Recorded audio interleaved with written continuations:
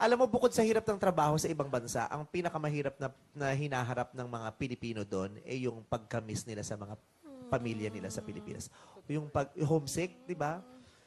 Lalo na during Christmas or family celebrations na you're meant to be together. Diba? Birthday mo.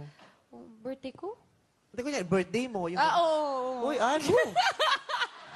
Sa palagi mo, bakit mamimiss ng OFW yung birthday mo? Yung, nasa Amerika tayo, bad trip birthday ni Anne.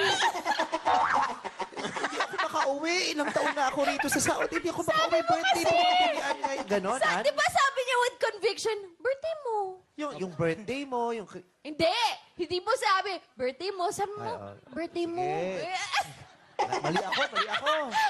Sige, pasensya na sa lahat ng OFW na hindi kayo makauwi pag birthday ni Anne. Alam po namin, yan ang talagang kinakaharap ninyong ang bigat-bigat sa dibdib. Di ba? Lumipas na ang